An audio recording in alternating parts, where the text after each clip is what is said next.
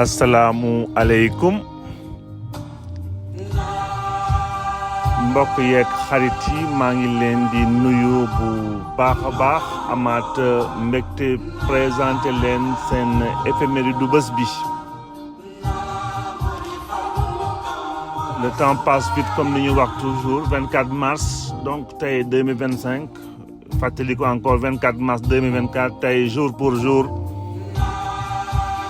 le régime Macky Sall la basculé woon ci opposition. Finalement ñu bëri soppeeku ci sunu réew tey bu nga soppeeku ne surtout en termes de pression coow wax xuloo xeex tëj yu bëri soppeeku fi bés bi di am yaakaar nag vous avez tous passé un excellent week-end donc amaan mbégte ñëwaat fii tey présenté leen sunu éphéméride bi sunu éphéméride yi nga xam ni ñoo ngi leen nar a articuler si ñeenti xew-xewu démb xew-xew bi si jiitu ñu dellu si waat 24 mars 1964 booru moment bi nga xam ni bi war nañu inauguré grande mosquée de Dakar bi nga xam ni ñi ci jàppoon bu baax a baax mooy le royaume chérifien di le Maroc. ci occasion boobu la Hassan II ñëwoon fii defoon benn visite de 4 jours commencé ko tey ci sunu réew ba li fa xew ñu tertu ko foofu ak prière bi nga xam ne fekkee woon na ko foofu ci grande mosquée de Dakar bu sëñ Abdou Aziz Dabakh d'ailleurs xalif général des Tidianes jiite woon. ba 24 mars bi tey ci tisbaar lu tiis xewoon foofu booru port camion citerne bi nga xam ne bi mi ngi amoon ammoniac bu waa Sonacos mujj woon foofu explosé lu ci tàng bi lu ëpp juróom fukk du moins ñeent fukki bakkan sénégalais ñàkkoon fa ci bés boobu ak bilan boo xam ne bi sax par la suite romb na ci téeméer. ci bilan définitif bi lu metti woon ci jamono boobu il a fallu par la suite d'ailleurs ñu demander jàkk yëpp ci Sénégal ñu julli ñaanal yi nga xam ni iski les victimes foofu ba jëli si waat 24 mars 2010 Sénégal tey di sargal seen benn doom bi di Oumar Seck comme niñ ko waatee woon fii ci espace éphéméride jëf lu mu tuuti du réer fii dinañ ko fi indi wax ko fi fàttali ñi nga xam ni am nañu taxawaay bi nga xam ne taxawee woon nañ ko ci sunu marche de la nation Oumar Seck liggéey fii au niveau artistique ay mbir yu am solo tey ñu ñàkkoon ko fi nekkoon waajur bu góor ci Maodo Seck d'ailleurs bëggoon ko fi rendre hommage un clin d'œil rapidement balay ñëwaat ci sunu contexte sous élection présidentielle 24 mars 2024.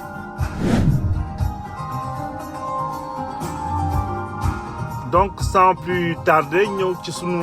contexte bi 24 mars 1964 Sénégal bi mu jëlee indépendance am commencé di nouer partout ay relations diplomatiques noonu la ñëw gis lu mel ni Maroc nekkoon amoon taxawaay bu am solo ci Tidjaniya noonu le Sénégal décidé defar relation am ak Maroc aussi décidé defar relation am ak Sénégal 24 mars bi visite de 4 jours ci Sa Majesté le roi Hassan II visite de nekk boo xam ne nag nekkoon visite bu solennel ci bés boobu Hassan II ñëwoon ñu amoon fa ay activités yu bëre ak ay bu mag lañ ko organisé woon foofu ci Molde bu port kii di Senghor prononcé fa ay kàddu yi naan le Sénégal vous accueille avec son cœur nous ne gâchons pas notre joie quand le Maroc est parmi les États africains l'un des plus profondément enracinés dans la terre africaine. Donc Hassan II était vraiment le bienvenu jour boobu ñu bañ a fàtte lépp li nga xam ni liggéey na ko ci sunu grande mosquée bi de Dakar ba ci alalam biñ ci dugal ba ci ay architecte yi nga xam ni indi woon nañ ko fa moo tax sax ñu am toujours cette touche marocaine ci grande mosquée de Dakar ba yeneen jàkk yu bëri sax dañaa toppandoo ko par la suite ci même bés bi le 25 mars aussi mujj woon nañ ko def docteur honoris causa foofu ci université de Dakar donc nekkoon moment bu fort aussi pour moom julli ñu mujj woon ko aussi foofu ci bés boobu le 25 mars organisé foofu ci seen julli juma boobu bi nga xam ne bi ay kilifa yu mag teewe woon nañ ko notamment sëñ Abdou Aziz Sy Dabakh encore une fois avec beaucoup de cordialité. tey lu ëpp ci fanweeri at tey le 24 mars 92 lu toll ni ci ñeent fukki bakkan sénégalais ñàkkoon nañ ko foofu ci port ci explosion usine Sonacos boobu plutôt camion citerne bi nga xam ne bi moo fa gaare woon avec beaucoup de négligence noonu la ci bésum donc ci boru tisbaar ci bés bi nga xam ne ci bésum koor la woon donc moo gënoon sax yokk tristesse bi jour boobu am na ñu bëri sax li ñu ñàkk seen bakkan c'était surtout ay débris wu camion bi explosé woon bés boobu contexte bi pour ñëwaat mbir mi camion bi nga xam ne bi waroon na yëpp lu toll ni ci 17 tonnes ammoniac finalement ñu surchargé ko ba def ci lu toll ni ci 22 tonnes ammoniac li nga xam ni contenance bi donc mënu ko woon supporter ba explosion bi foofu la jóge camion bi ci boppam noonu la explosé lu toll ni ci donc ci lim boobu ñàkkoon ci seen bakkan lu toll ni ci aussi ñaar fukki ouvrier aussi ñoo doon liggéey foofu ci Sonacos noonu la ñu mujjee woon ñàkk seen bakkan parce que ñeneen ñu bëri aussi c'était des riverains ay passants yi nekkoon foofu ak ñu fàttaliku encore si jamono boobu avec beaucoup de ak ñu bëri ñi nga xam ni dañ kumpa moo leen mujjee woon rey parce que bi ñu déggee explosion bi au lieu que ñu sori explosion bi dañ demoon ci booru explosion bi di xool lu xew foofu ammoniac boobu nag moo leen sax gën a sonal par la suite parce que blessure yooyu au début comme bokk ñu woon sax ci limu ñeent fukk yi ci bilan définitif bi mujjee woon dañu dem ba lim du toll ni ci téeméeri bakkan définitivement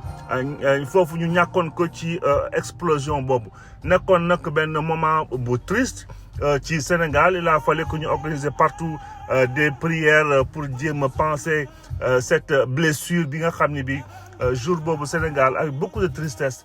dund nañ ko foofu bilan définitif bi on parle très souvent de 129 morts ci li nga xam ne Dieu merci d'ailleurs gisaatuñ ko fi encore mu amaat ci lu mel ni ci usine nekk donc ñu considérer ko ci explosion industrielle yi gën a rëy ci sunu réew la explosion ammoniac boobu ci la bokkoon. 2010 ba 24 mars 2010 Sénégal tey di rendre hommage doomam ji di Oumar Seck donc on l'appelle souvent Cheikhou Oumar Seck. Cheikh Oumar Seck donc gane si àddina en 46 20 janvier Sénégal ñàkkoon ko le 24 janvier donc 2010 à l'âge de 64 ans Cheikh Oumar Seck ñu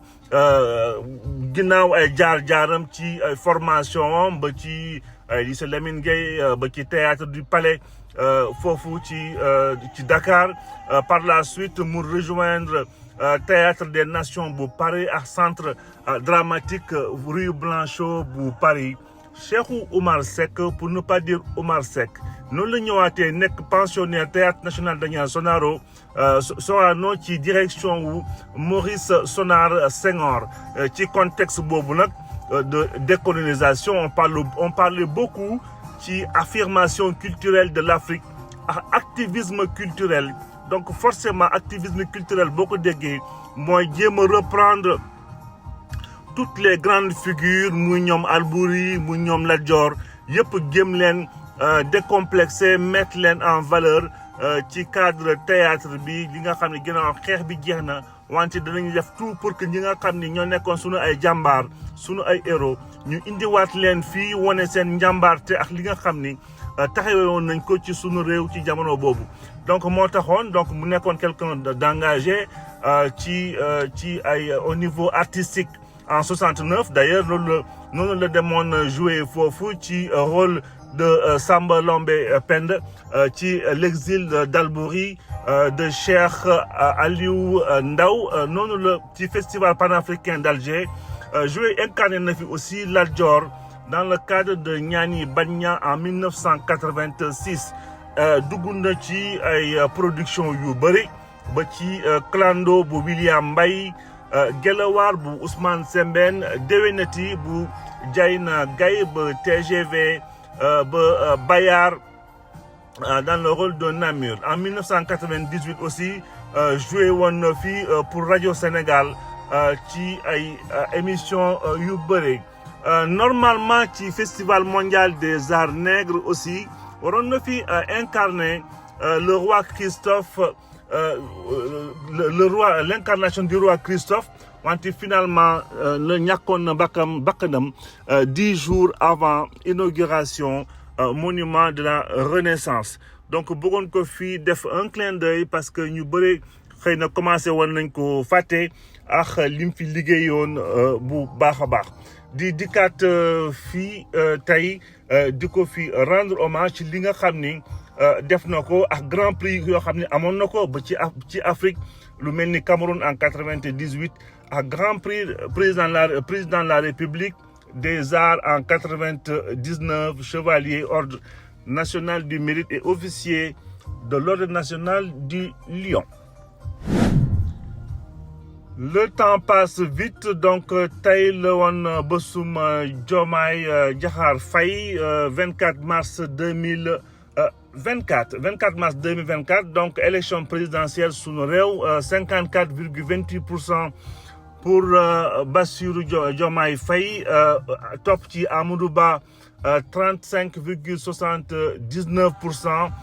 ñëpp ñu ngi dellusiwaat encore ci contexte bu bouillonnant boobu à quelques jours ci seen libération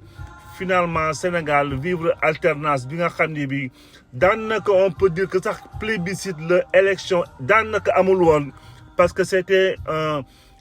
limite un référendum pour ou non la continuité donc pour ou non la continuité ki ñu jàppoon ni xëy na moo gën incarné moo nekkoon camp wu Pastef notamment d'ailleurs je pense que képp koo xam ne mënoon na ko incarner jour boobu plébiscite bi Diomaye am ñëpp di nga facilement di nga ko am bés boobu tellement que les gens étaient fatigués des années de stress des années de pression ñëpp même ñi nga xam ne sax nekkuñu woon ci victime directement bëggoon nañ ci jeexal pour que Sénégal nekk tourner encore cette page nekk ci beneen situation de paix et de tranquillité donc loolu moo expliqué par ailleurs quelles que soient les stratégies